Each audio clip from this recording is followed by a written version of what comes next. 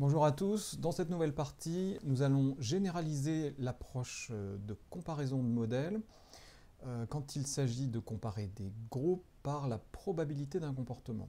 Vous avez vu dans le cas à deux groupes, dans le cas à trois groupes, comment ça nous conduisait en effet à pouvoir poser des hypothèses assez précises sur la comparaison de probabilité de voir apparaître tel ou tel comportement. Et là dans ce chapitre, on va regarder cette même démarche, exactement la même démarche, appliqué dans un contexte interprétatif un peu particulier mais qui est familier aux psychologues et qu'on appelle le cadre factoriel, c'est-à-dire celui où les groupes que l'on est en train d'examiner sont construits par le croisement d'un certain nombre de facteurs qui ont du sens pour l'expérimentateur.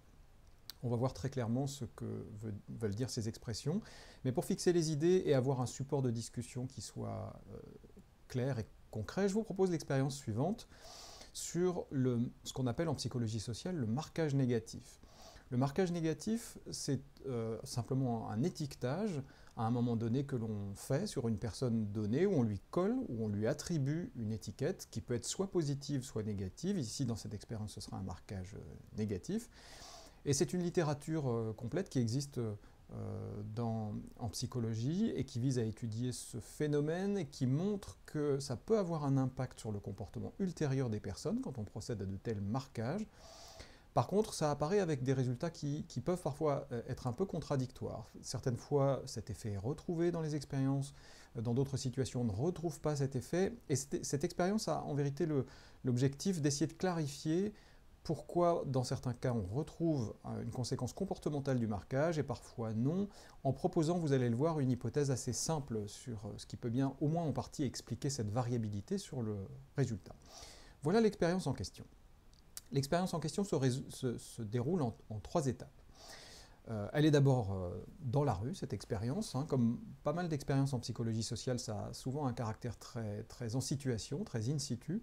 Et ici, ça se déroule dans la rue où une personne se déplace avec un sac manifestement assez lourd, si on en juge par sa démarche, et sur lequel est écrit en grosses lettres « viande de cheval ».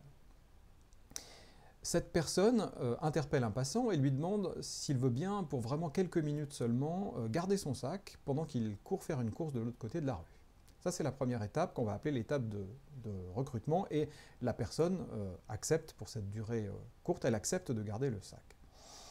L'étape numéro 2, c'est un deuxième complice de l'expérimentateur. Cette expérience est évidemment un peu organisée comme certaines émissions de télé en caméra cachée, vous l'avez compris. Un deuxième complice de l'expérimentateur s'arrête à hauteur de la personne qui est en train de rendre service, simplement, et la toise, et lui fait tout un laïus sur mais juste comment c'est possible qu'en ce début de 21e siècle, il y a encore des gens qui mangent de la viande de cheval quand on sait le rôle qu'a pu jouer le cheval dans l'évolution de l'homme, et ainsi de suite. Il en rajoute un peu des caisses sur cette question, vous comprenez l'idée. C'est ce que nous allons appeler la phase de marquage négatif. Il donne à cette personne une image négative, et puis, à la fin de son laïus, il s'en va simplement. Vous notez que dans cette étape numéro 2, ça, c'est ce qui s'est produit pour la moitié des sujets, qui ont donc subi ce que nous allons appeler techniquement un marquage négatif. Mais pour l'autre moitié des sujets, ce marquage n'a pas lieu, et l'échange avec le deuxième compère est simplement neutre et défini selon une modalité que nous n'allons pas détailler ici. Le premier compère revient, le premier complice de l'expérimentateur revient, remercie chaleureusement le pauvre sujet qui n'en demandait pas tant, à plus d'un titre, et puis s'en va lui aussi. L'étape numéro 3 dans cette expérience, c'est celle qu'on va appeler l'étape de la requête, c'est-à-dire que la même personne qui a rendu service est sollicitée un peu plus loin dans la rue, on lui demande si elle veut bien signer une pétition. Évidemment, ces deux étapes sont présentées comme indépendantes l'une de l'autre, enfin ne sont pas présentées comme liées, devrait-on dire, et pour vérifier que c'est le cas, dans ce type d'expérience, en général, on débriefe les sujets un peu plus tard pour vérifier qu'en effet, ils n'ont pas fait de connexion entre la phase 1 et la phase 2 de l'expérience, ou ici, l'étape 2 et l'étape 3, tel que c'est écrit sur la page web. Dans cette étape 3, là aussi, on va varier deux conditions différentes. Pour la moitié des sujets, la pétition qu'on va lui proposer de signer, qu'on va lui demander de signer, est une pétition en faveur de la cause animale. Et c'est une condition qu'on va appeler convergente avec la requête, puisque on l'a marqué à la culotte, si j'ose dire, sur la question d'un droit animal, d'une certaine façon, et on est en train de lui proposer là de signer une pétition en faveur de la cause animale. Donc on est en train de construire au fond une requête qui a quelque chose à voir avec le marquage. Et pourquoi fait-on ça? Parce que ça va être l'hypothèse des auteurs ici de se dire peut-être que s'il y a une variabilité des résultats dans la littérature, c'est peut-être parce que dans certains cas, les requêtes qu'on a proposées au sujet et émises n'avaient pas de rapport avec le marquage initial, et c'est peut-être pour ça qu'on n'a pas vu de conséquences comportementales concrètes de ce marquage social. Et puis pour une autre moitié de sujet, on va leur proposer de signer une pétition qui n'a rien à voir et qui est une pétition contre la pollution dans le quartier. Donc il n'y a pas de relation directe avec le marquage qui a été réalisé à l'étape 2. Donc l'hypothèse dans ce contexte, et toute l'expérience, vous le comprenez, a été construite pour essayer de clarifier cette notion de convergence. L'hypothèse principale, c'est, bien sûr, on s'attend à ce que le marquage ait une conséquence comportementale.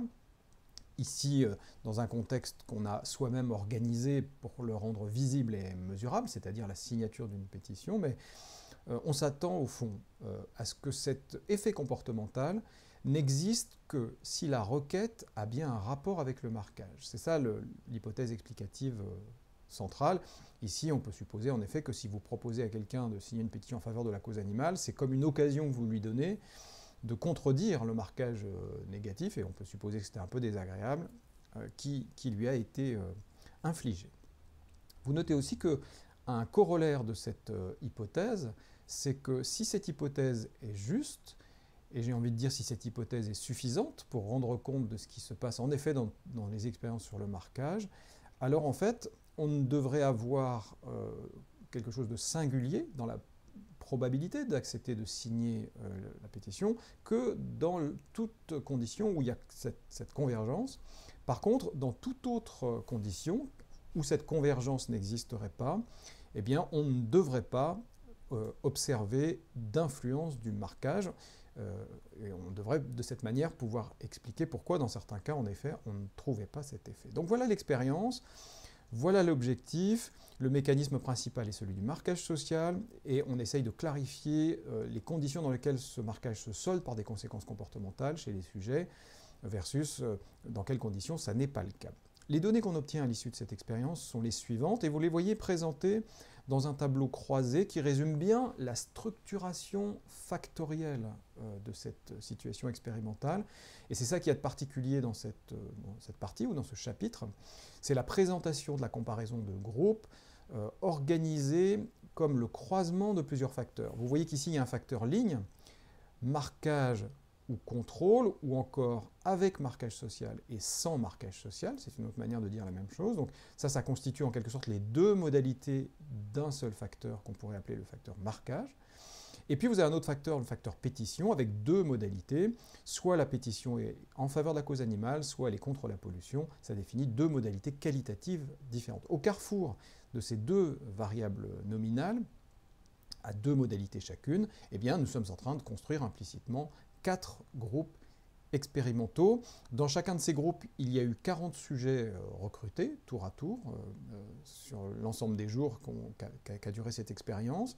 Et puis, dans chacun de ces groupes, on regarde qui a accepté de signer la pétition. Vous voyez que dans le premier groupe, il y en a 28 qui ont accepté de signer la pétition, dans le deuxième, il y en a 16, dans le troisième, 14, et dans le quatrième, 11 sujets ont accepté de signer. Maintenant qu'on a tout ça, on a un mécanisme ou un phénomène psychologique qui nous intéresse, on a une hypothèse explicative sur l'impact comportemental de ce mécanisme. Il va falloir qu'on transforme ce cadre général de discussion à caractère psychologique en modèle statistique. Comme vous l'avez compris, dans les vidéos précédentes, nous l'avons montré, l'approche qui vous est proposée ici, qui est une approche par comparaison de modèles, vise à traduire toute théorie en modèle, puis ensuite à juger de la qualité de ce modèle pour savoir si oui ou non on retient la théorie. Donc si on veut ici mettre à l'épreuve l'hypothèse de l'auteur, il va falloir qu'on la traduise en modèle. Il va falloir également qu'on traduise d'autres hypothèses concurrentes et contradictoires en modèles statistiques.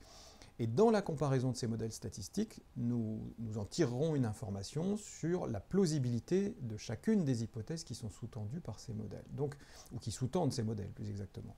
Donc ça va être ça la démarche. Dans la partie suivante, nous allons construire les modèles qui correspondent aux différentes théorisations possibles de la situation. Nous allons comparer ces modèles, et c'est dans la comparaison de ces modèles que nous apprendrons quelque chose sur la qualité des hypothèses sous-jacentes.